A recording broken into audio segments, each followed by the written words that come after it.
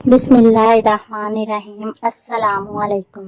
घरेलू ज़िंदगी की कहानी में खुशामदीद। मैं आपको कहानी सुनाना शुरू करूं इससे पहले आप मेरे चैनल को सब्सक्राइब करें और बेल आइकॉन के बटन को दबाना ना भूलें ताकि मेरी हर वीडियो आप तक बआसानी से पहुंच सके। एक आदमी बहुत ही गरीब था। वो हर वक्त सब्जियां दाल खा खा कर उसकी ज़बान थक चुकी थी। वो बहुत ही परेशान रहता कि काश कहीं से गोश्त आए और मैं खाऊं और जी भर के खाऊं। फिर यहाँ तक कि बड़ी ईद पर भी उसे गोश्त नसीब ना होता। वो बहुत ही परेशान रहता।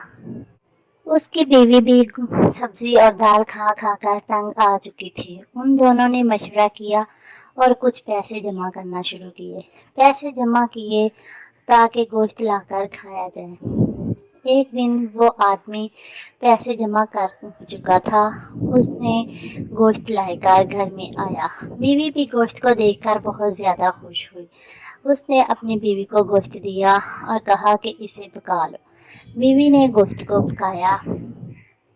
पकाकर अपने लेकर शौहर के सामने आई और उसके सामने खाना रखा।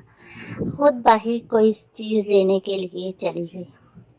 शौहर ने जब पहला ही लुकमा लगाया तो गोश्त में नमक बहुत ज़्यादा तेज़ था। उसका जी चाहा कि कोई चीज़ उठाकर अपनी बीवी के सर पे दे मारे कि इतने मुश्किल से पैसे जमा किए और गोश्त लेकर आया और उसने गोश्त में नमक इतना तेज़ कर दिया। बहुत ही गुस्से में था।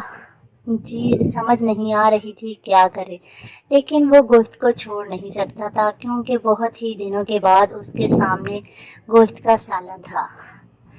बीवी जब बाहर से आई तो उसके साथ उसने अपनी बेटी का हाथ पकड़ा हुआ था। उसे लेकर कमरे में दाखिल हुई।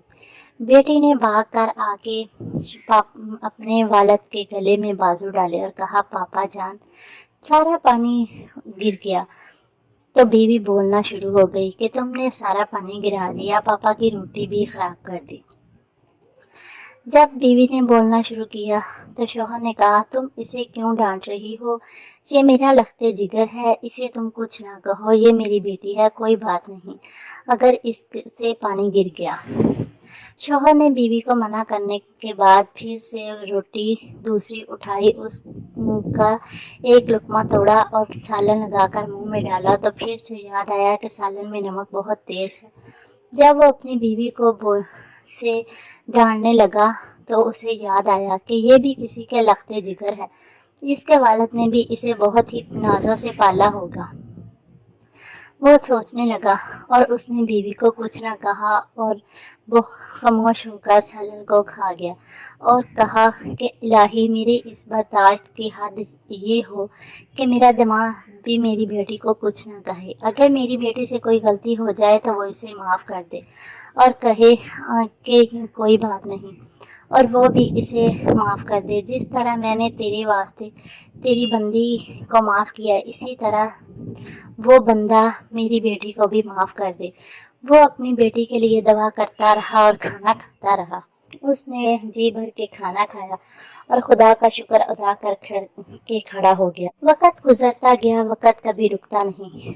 फिर उसकी बेटी नौजवान हो गई, उसकी भी शादी हो गई। वो अपने घर में ब्याह कर चली गई। अपने घर में जाने के बाद कई अरसे के बाद उसका बाप उसके घर में गया और देखा कि मेरी बेटी खुश है या नहीं। जब बेटी को देखा, बेटी ने बाप को अपने घर में देखा तो बहुत ज़्यादा खुश हुई। बाप को मिली, दामाद ने भी अपने ससुर का इस्तकबाल बहुत अच्छे तरीके से किया और कहा कि तुम ससुर जान के लिए अच्छे अच्छे खाने बनाओ। खाने के बनाने के लिए उसने दूध ला कर दिया। जैसे ही उसकी बेटी ने दूध पकड़ा तो सारा दूध नीचे गिर गया। बेटी एकदम परेशान हो गई कि सारा दूध नीचे गिर गया। मैं तो अपने वालिद के लिए ये खाना बनाने वाली थी।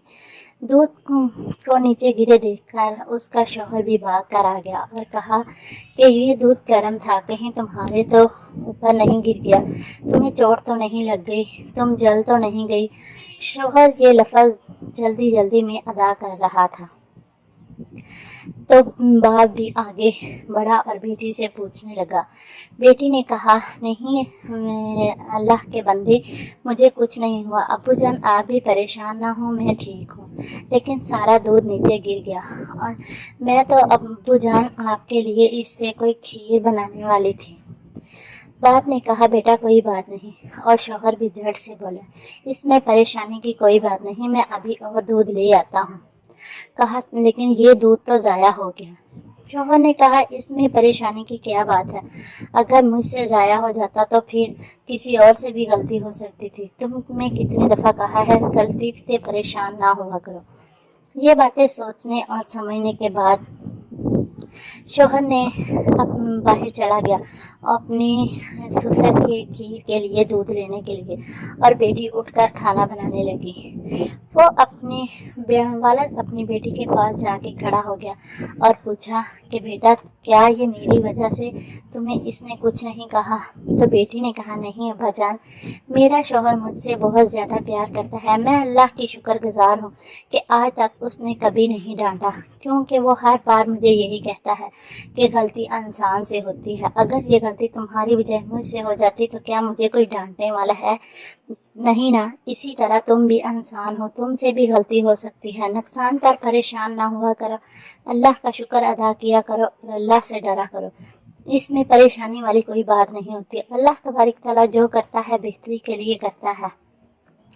ये बातें सुनकर उसका वालिद बहुत ज़्यादा खुश हुआ कि मेरी बेटी अपने घर में सुखी है।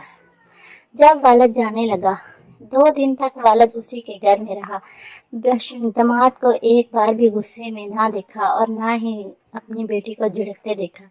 वो घर में अपनी बेटी को अलविदा कहकर जाने लगा तो उसके दिल में ख्याल आया कि ऐ परवरदिगार, तो बड़ा बेनियाज है।